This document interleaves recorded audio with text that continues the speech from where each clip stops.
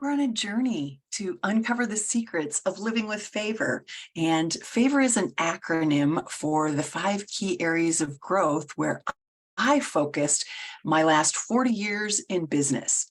It's my joy to share them with the next generation of entrepreneurs in hopes that you too will experience joy in running your own businesses. Favor is an acronym: faith, abundance, vitality, overflow, and relationships. So those I find were the 5 principles, the 5 key areas that most successful businesses need to focus on, or at least for me, that's what showed up when I did a reflection and discovery of my success in business. The promise of this show is really to introduce you to expert guests and offer you real solutions to your business and life struggles. Sometimes I also share a bit of advice from my experience. I'm Lisa Mosby, the host of Living with Favor, and I'm here to fulfill my purpose, which is to advise, train, and come alongside you with simple solutions for life and business. I usually do this semi-annual review, but this year I'm a month early. I'm doing a training series called Mission, Purpose, Direction, Completion, Mission, Purpose, Direction, and Completion with my membership community. And I wanted to share it out to you, at least some of the quick takeaways that people are getting from this message. The last 2 weeks, I've shared writing your next chapter and writing your personal mission statement. And today I want to add the action piece to that training for you guys. If you missed the other 2 episodes, go ahead and pop over to my YouTube channel. It's just Lisa Mosby on YouTube, and you can watch the replays for those. And then this whole series will start to tie together for you. So let's jump in. Let's jump in the deep end, actually. Why do we succeed or miss the mark when we set goals for our lives? I know we've all done it. I do it regularly. I set goals every year, and more often than not, I fall a little bit short. And so I wanted to figure out why. Why does that happen to some of us? And then I have friends who are amazing. They set a bullseye out there and they can hit it every time. I don't know how they do it. And so I started to dig a little bit deeper into this last year before setting goals and intentions for this year. And we just did a review and reflection on my Saturday morning group, the group that we talk about wellness, health, wellness, and moving ourselves along that wellness journey. And so we all set 23 intentions for 2023. And we just did a reflection back to review what it is that we were succeeding at, what were we failing at. And it was really interesting, the conversation, some of the things that came up. But goals and intentions can feel a little bit abstract. What happens in your brain when we say, I want to do these things and accomplish XYZ? Do you believe that we are the creators of our own life? At least to some extent. I know we have faith and we have God, and there, we all have a mission or a purpose, but we do have choices. And in those choices, how do you move forward? When you're setting goals, do you declare them? Do you share them?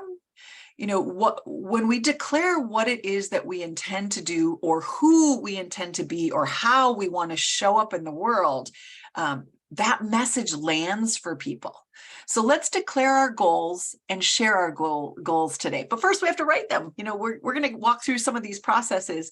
Did you know that when you say them out loud and tell people what you're doing, oftentimes folks want to help you? I even believe that the universe is conspiring to help you.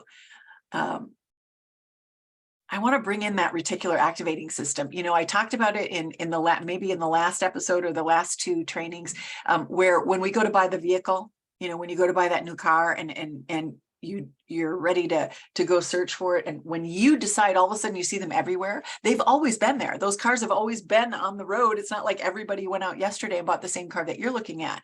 But when the brain prioritizes things like buying a new car and choosing the color or the model or the make, when you decide that, the brain will confirm that decision for you. Same is true with declaring your goals. When you set that goal in motion, when you declare an intention, a purpose, a mission, a goal, whatever language it is that you want to use, all of a sudden you'll start to see opportunity. You'll start to see resources, other people that might be able to help or contribute to that goal. But if you never declare them, if you never say them out loud, if you never write them down, if you just hold it in your head, it doesn't create a priority for the brain to actually go figure out the how.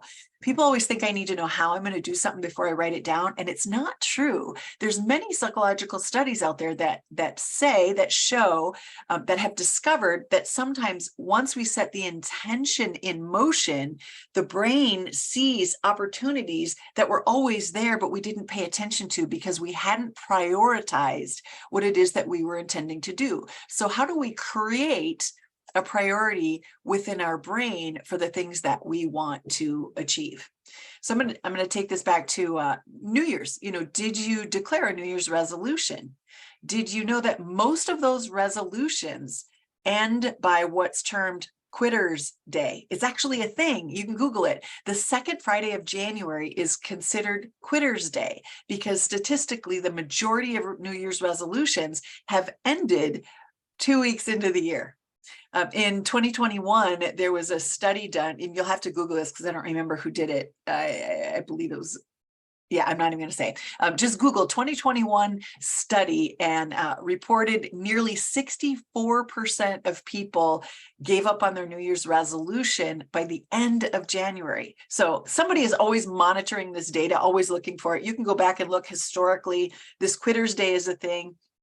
The 2021 project, to figure it out, they monitored a group of people, and those that started, and they wanted to see how long they lasted. So it really is a thing that we set these resolutions, intentions, and goals, but yet we don't fulfill them. So what's the gap? What's the missing piece to go from this is what I desire, this is the outcome I really want, and seeing it completed, actually finishing it, getting it done? Have you asked yourself, how will this year be different? Other than the, other years that I've made resolutions and set goals, I've certainly asked myself that question. I don't even try to do New Year's resolutions anymore because I don't know that I've ever succeeded at one.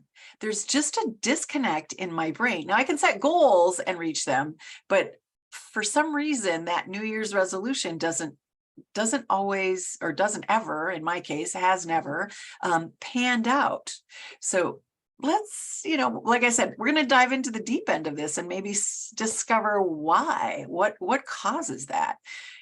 This year can be successful for you. You can fulfill your resolutions and intentions and goals, whatever language you use, this year, but we're going to maybe need to do it differently than you have in the past. If you haven't succeeded in the past, let's do it differently. I'm going to shed some light on this. Having a clear intention builds confidence. Being prepared to talk about it demonstrates transparency and commitment to what you truly desire. I'm emphasizing a few of these words: commitment, truly desire, because that's where the gap lies. Why things don't get accomplished are in those words. And then through the process of sharing your goals, you'll build stronger relationships and grow your influence. When we grow influence, we grow the people that can help us. You're also creating accountability for yourself by saying and verbally committing to something out loud. When we keep our word, we kind of have to put it out there for people, because people are going to say, how's it going on, your weight loss, or how's it going on dating, or how's it going on growing your new business, or launching your new business or your new product. When we say it out there, other people may be checking in. And so you're verbalizing that commitment. And if you're really not ready to do it, if it's truly not a desire or an outcome that you're going to work towards, you won't tell anybody, because you're afraid to get that negative feedback if you don't achieve it. So when we set goals and look back, it's important to reflect on it and then ask yourself, will I honor my word to myself? If you don't ask or don't plan to honor your word, why are you setting this goal in the first place? It may not be the right goal at the right time. It's not that you can never do that. it just might not be the top priority right now. And I find this oftentimes, for 4 years, I've been doing a Saturday morning weight management, health and wellness workshop. And what I've discovered over these last years is that weight loss isn't always a priority. And those people that don't make it a priority don't achieve it. And it's not to say that they can never achieve that weight loss. Maybe right now, somebody has to take care of an ailing child, or they have parents that they're responsible for, or work is really, really stressful and they focus all their time on that. And they're not willing to prioritize their health or their weight loss by doing the things necessary, getting to the grocery store, prepping the proper foods, creating a menu for themselves, moving their body, getting enough sleep, reducing the stress in their life, doing some physical activity. Those things have to be priority. They have to be on your calendar. You have to schedule them. And then we see weight loss. We know there's no magic bullet. There is a process. Every weight loss program out there has these same components. What's the food? What's the fitness? What's the sleep? What's the water? What's the stress management? Those are components of every weight loss program. It doesn't matter. And anyone can succeed on any of those programs if they prioritize it. But if we are not willing to prioritize, that might not be the goal you want to focus on right now. When we choose goals that become a top priority, we are more likely to succeed at them. Is this landing for you? Like, does this make sense? Like, have you set goals? Like, I really want that, but it wasn't a true desire, like a burning desire that I have to do this right now. Because if that's how you set your goals, might be the gap that you're missing. Goals and intentions can be helpful to create boundaries and set concrete intentions that you'll strive toward and that you look forward to every day. And if you do it right, something that will bring more joy and intention for your life. Those goals are something that will bring more joy and intention for your life. The boundaries are for us to work within. When we know what our mission is, our purpose is, and what our goals are, it's really easy for us to say no to those distractions that can come up. Let's go to the bar and go drinking. Let's go out for a night of desserts. Well, if you're planning on losing weight, going out for a night of desserts and alcohol, which is high in calories, is not going to be a priority for you. So how do we make our goal and our intention a priority, create the boundaries and the action steps around that so that we achieve our desired outcomes? We're going to get to it. There's 4 steps. I'm going to share those towards the end. I just want to set the stage for you here real quick. What's the difference between a goal and an intention? I'll share my definition. It's just language. You have to choose what works for you. But I describe a goal as what I want to achieve in the future. It focuses on external accomplishments and is it's something that you can clearly check off a list, like let's go rock climbing, or let's make tiramisu. An intention for me describes how I want to feel. I kind of combine these two ideas so that I feel fully satisfied. If I'm just focused and drudging and working hard at hitting a goal, and if it's all about the numbers, like how many phone calls I have to make in a day, how many people I need to do, or how many emails I have to write, or that kind of stuff, that becomes work. And though I work all the time, ask my great nieces and nephews, they say, Auntie Lisa, you always work. But I find joy in my work because I've tied those tasks to emotions and feelings. When I can bless other people with my knowledge and they implement it better than I did, and they start to see success, that brings me joy. So of course I want to talk to more people. Of course I want to impart wisdom on more people. Of course I want to help people set up their goals and their dreams and their desires and create an action plan and be accountable, help them, tell me what it is that they're doing so that I can encourage them and be their cheerleader. That's who I am. And that's how I get joy. But I've positioned how my workday works so that the work that I do is fulfilling, satisfying, joyful. And it looks like I work all the time, but I wouldn't quit it. retirement isn't in my vocabulary at the moment because I'm enjoying what I'm doing too much. If your life is drudgery, you're not going to last. You're not going to make it. You're not going to reach those goals. So we need to spend some time and tweak it. What brings you joy? Marie Kondo said it best, like touch everything in your space. And if it doesn't bring you joy, bless and release it. She may not have said that, but that's my words, bless and release it. So we can do that. We can do that with our personal life. We can do that with our fitness, our health, and we can do that with our business, which is the ultimate goal, because we want to create that income that affords us the lifestyle that we're pursuing. So I blend all those together. I blend the feelings and the desired outcomes that I want to experience together. And so I'm going to share, how's my time? I'm going to share a few, actually, I might even share all 23 of these. With my wellness group, I also did the intention, because whenever I teach something, I do something, because we teach best what we most need to learn.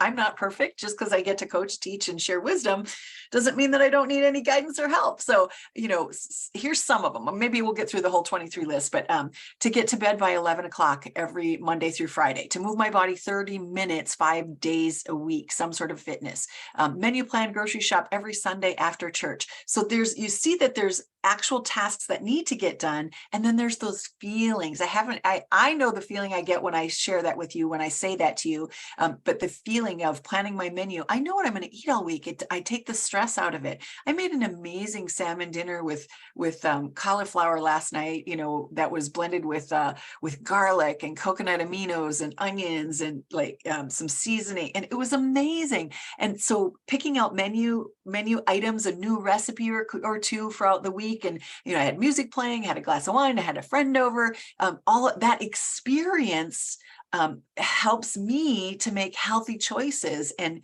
not just drudgily make dinner and, we got to eat and I got to feed the kids or the parents or whoever it is that you have to feed. How do we create joy in these intentions that we're doing? For me, I want to read and listen to 2 books a month, spend free time more intentionally, plan for it so that I don't miss out on it, because I do tend to work a lot.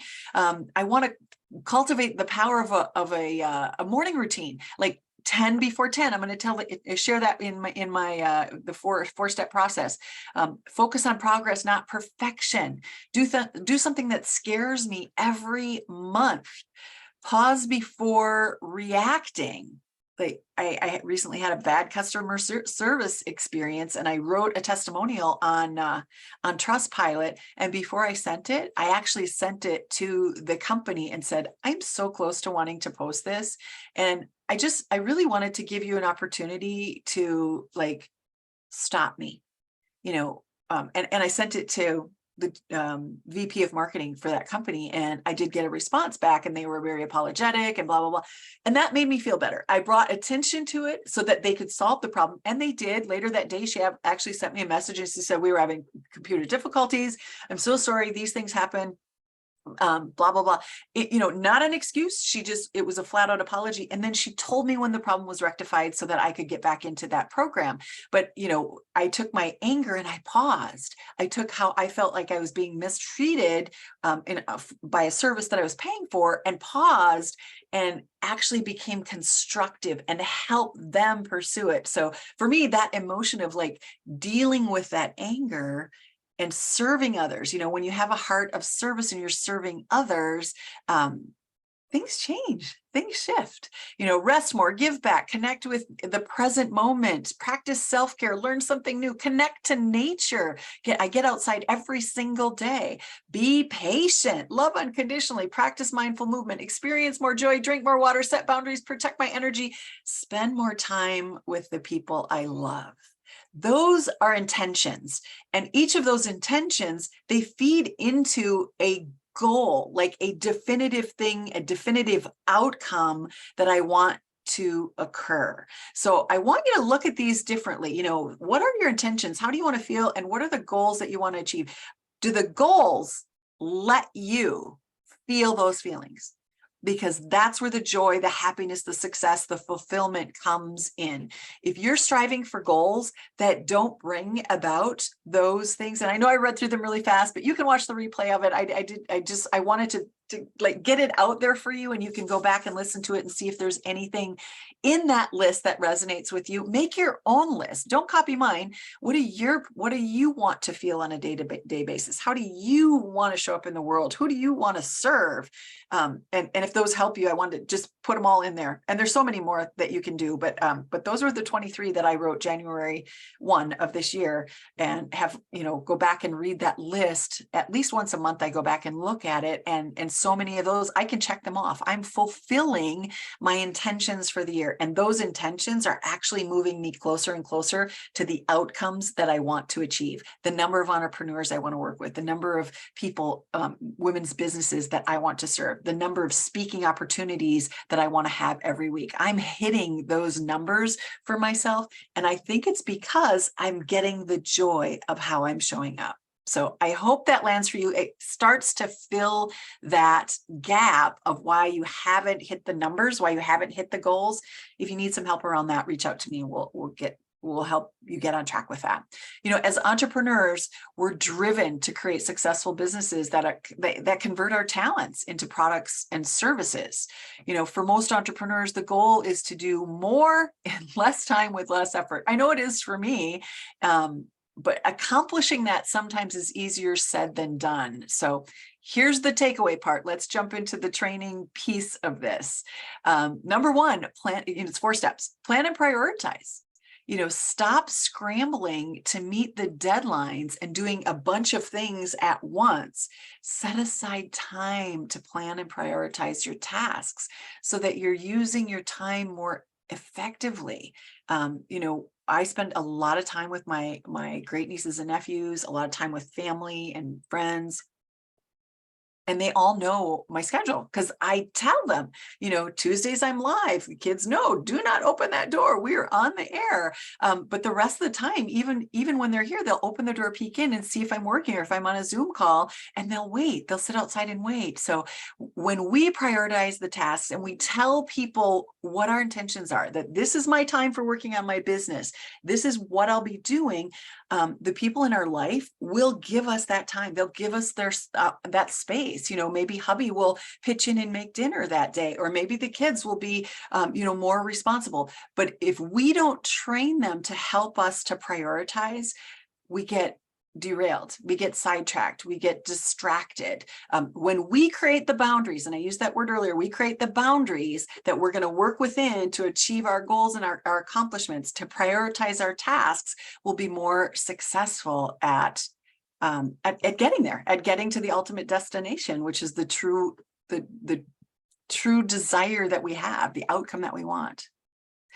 Mapping out our desired outcomes, writing those outcomes out. Maybe I don't like the word goals. It's no offense, but it's a little too corporate for me. I'm a little bit more intuitive. And so I like to use the word outcomes. It means the same thing. It really does. But my brain just loves outcomes because it's a sense of accomplishment and fulfillment, where a goal is a little too linear for me, honestly. So find the word that works for you. Create a list of the tasks, put them in order by importance and urgency, and then develop a timeline so that you get them done, which leads us into step 2. That's time blocking. How are you going to manage the time so that you get it done? Back here on my shelf, there's a book called The 12-Week Year. And so they in 12 weeks, we accomplish what most people do in 12 months. And it teaches you how to focus, time block every week.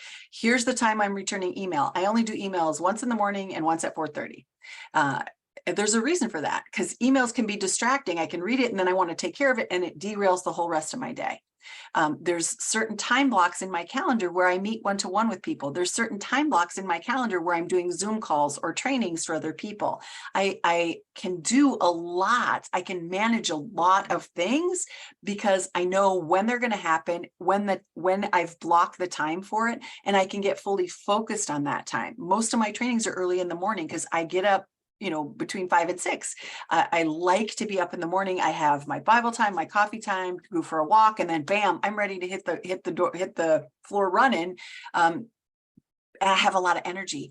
Midday, I think many of us, start to wane a little bit. So that's usually playtime for me. I actually do playtime in the middle of the day with kids, or, getting out in nature, going for a walk, refreshing. And then I have energy again in the evening, afternoon. And so I can work, up until 8 or 9 or even 10 o'clock at night if I want to. So I split my day so that my brain is fresh again. I can't keep going all day. I don't have 8, 9, 10 hours straight in me. I find it to be exhausting because it's too much head stuff. And so I need to get out of my head and go get into my body. How are you time blocking? How do you want to break down the day so that it fits with you, how you live, your behavior, your energy levels? Make it more manageable. Take control over how you do what you do throughout the day, and schedule your day in these chunks. Again, that book is called The 12-Week Year, if you want to check into that.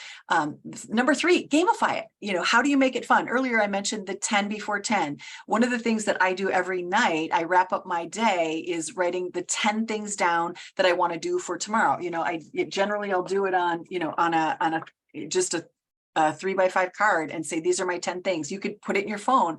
There's different apps that you can use to list those 10 things. The other one that I do is I have it as a task in my Google Calendar, and I can open up that task, and here's the 10 things. Some days are different. On Sundays, did I water the plants? I'm going to church. I'm, doing those things. Monday through Friday for work days, check my email, do my 3 social posts, follow up phone calls, write a new email, write a handwritten note. So I have those 10 things that I can do before 10. I never lose the day. If I get those 10 done and the day gets away from me, something urgent comes up, that I can go take care of that, and I didn't lose the day. I had success today because I did that. So maybe it's 10 before 10 for you. Maybe it's 12 before 12, 12 before noon. Figure out a way to gamify the things that you need to get done. Some of those tasks are, very rote. They're the same tasks every day. And now I can watch the clock, and I make it fun to get them done before 10, where before it was like, drudgery, and, they would drag out all day long and you wouldn't get them done. And you could even add a simple reward to that if you wanted to reward yourself for that task. Number 4 is break it down. Break it down into small bites. We don't want to eat the whole elephant at one time. So break it into small bits and bites. How can you chunk it, do one step at a time so that you can get the task done? If it becomes too intimidating, too overwhelming, if you're thinking of the outcome, it's more difficult to get there than if you think of, today, all I need to do is this step, and then this step, and then this step. And eventually, the first step, what is it? 1,000 steps, the first step of the long journey. What is that saying? Oh my gosh, I totally forgot it. But we have to take the first step. And so making it simple. What are the 3 things you're going to commit to today? That's what I like to do, is I just need to do 3 things, and they're prioritized. Just do those 3 things, and you've moved it forward.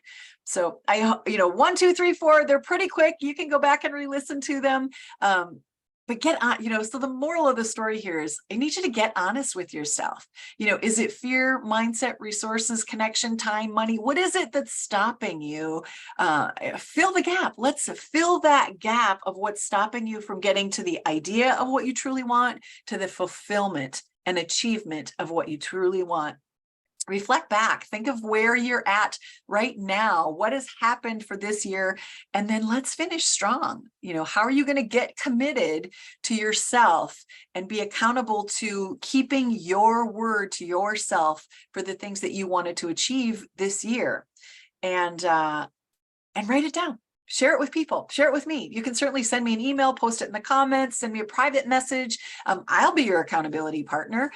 Let me know what it is that you're up to and what you're going to achieve. Share it with someone. If not me, then someone. Find your business partner, someone that you trust that's not going to, be a dream stealer, and then see what happens, see what it opens up for you. Over the next couple of weeks, I'm going to be interviewing guests who are committed to something greater than themselves. I hope you can join us live. That's kind of the next phase of this training series, is what are you committed to that's greater than you? This isn't just about your dreams and desires. When we serve a greater good, when we serve a greater purpose, whether it's, curing a disease or doing something extraordinary for children and education or feeding the hungry, when we can align with and partner with something greater than us, it also helps to create accountability so that we succeed even more. That's all I have for you this week. I know it's a lot, on this journey together. I hope that you take away a little more knowledge to unleash your confidence and discover something unique about you. Uncover the experiences that make you an expert so that you can help others too. I'm Lisa Mosby, the host of Living with Favor. I'm here every week. So thank you for letting me share just a little bit of advice. If you want to experience joy and personal fulfillment running a successful business while creating residual income, I want to talk to you. If you're ready to grow your business online, I'm here to offer simple solutions for digital marketing and invite you to my accountability community. My team and I work to reduce business struggles with simple solutions, both personally and professionally. So let's discuss your business today. Just go to lisamosby.com and book time with me. We can chat about your business. The best part of this show is always the conversation after the show where you can linger longer and ask questions, dig deeper into these concepts or topics. So if you can join us live, I would love to meet you and dig deeper on any of these topics. So you can go to the link again on lisamosby.com, or Win Win Women TV has my show on there as well. As Mark Twain once said, the secret to getting ahead is getting started. Hope to see you next week.